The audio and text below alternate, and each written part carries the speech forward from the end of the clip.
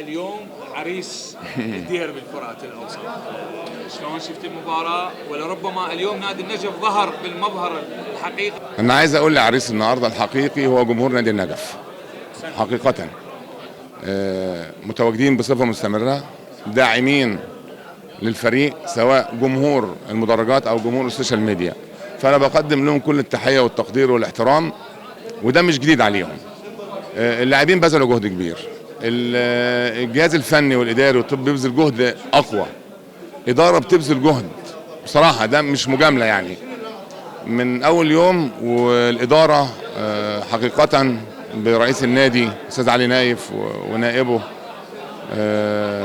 الاستاذ فاضل وكل اعضاء مجلس الاداره والمشرف كابتن علي هاشم، كابتن حسين فلاح، كابتن فلاح حسن، كلهم بصراحه، ابو سجاد، الدكتور عباس، كلهم بصراحه، كابتن رحيم، مش عايز انسى حد بصراحه، يعني يسعوا جاهدين ان هم عايزين يكونوا فريق.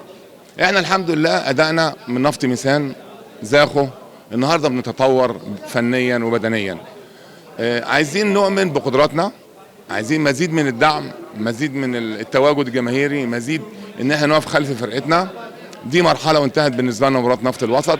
القادم ان شاء الله لازم نبذل فيه جهد اكتر بالنسبه لنا في القادم ان شاء الله باذن الله، لان احنا عندنا مهمه شاقه جدا، ان احنا بنبني فريق جديد. 95% من اللاعبين اللي موجودين النهارده، يعني بدايه من حارس المرمى، يعني اعتقد ان ما كانش فيها الا معين وبطه، وبعد كده خرج معين ونزل طاهر، نسبه قليله جدا، انما كلهم عيله بصراحه، يعني طاهر ومعين وابناء النجف، هؤلاء الاولاد المخلصين لنادي النجف، واللي من بغداد واللي من البصره واللي من مينا، وهنا احنا بنشتغل كعيله كمنظومه داخل الملعب وخارج الملعب، وعشان كده ان شاء الله النجاح قادم جدا جدا لنادي النجف ان شاء الله. حقيقه اجواء يعني مثاليه، مبروك اللاعبين، مبروك الكادر التدريبي، مبروك الاداره، حقيقه مبروك للجمهور اللي ما قصر من بدايه المباراه لنهايه المباراه. طبعا من بدايه الدوره هو الجمهور الداعم الاول للفريق، رقم 12 للفريق انا اعتبره.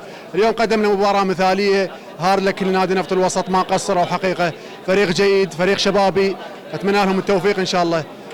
نقول اليوم 3 نقاط يعني ترفع من مستوى الفريق، نقول القادم افضل ان شاء الله. طبعا حتى في اجواء ما بعد المباراه، يعني نادي النجف ونادي نفط الوسط هم اخوه اعزاء ولاعبين زملاء. راح ابدي بالفايز باعتبار عريس هاي الليله، وبعدين نبدي الكابتن علي. كابتن محمد، اولا مبارك لكم اداء ونتيجه، شلون شفت المباراه؟ اول شيء بسم الله الرحمن الرحيم، مبروك نادي النجف، هارد لك نادي نفط الوسط. اكيد هي مباراه مهمه، تعرف الفريقين محتاجين هاي النقاط، والحمد لله والشكر قدمنا اداء جيد وقدرنا نحصل 3 نقاط. الله يسلمك. ارجع وياك كابتن علي، هارد لك الخساره.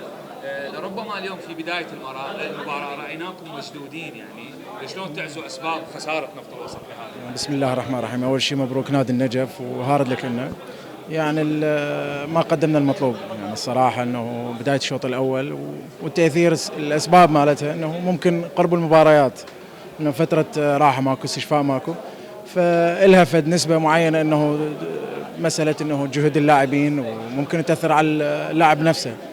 فالحمد لله على كل حال، الشباب قدموا ما عليهم، قدر الله ما شاء فعل، الحمد لله على كل. كابتن، اول مره خليني اقول لك هارد لك، يعني مباراه ديربي وانت غزلاني الهواء سابقا، شلون تعزو اسباب خساره نفط الوسط هذا اليوم؟ بسم الله الرحمن الرحيم. يعني اكيد يعني فريق النجف فريق الام، ومبارك عليهم الفوز، وهارد لك نادينا. اعتقد يعني اكو امور يعني العالم تجهلها نوعا ما. احنا مرينا بوضع اعداد يعني ما كان بالمستوى المطلوب لظروف النادي. نادي يعني صار له 10 اشهر ما طاب له، يعني فلس واحد ما طاب للنادي، لا محترفين الان اللي يجون الثلاثه قبل اول لعبه ويكربله بيومين، والمهاجم اول امس وصل، لاعبين اكثرهم شباب، مباراه ديربي وجمهور وضغط، يعني خصوصا الشوط الاول ما كنا بالمستوى المطلوب، بس اعتقد رغم الطريق يمكن الشوط الثاني نوعا ما كان مستوانا افضل من الشوط الاول، فالحمد لله والشكر. اول شيء بسم الله الرحمن الرحيم، الحمد لله رب العالمين.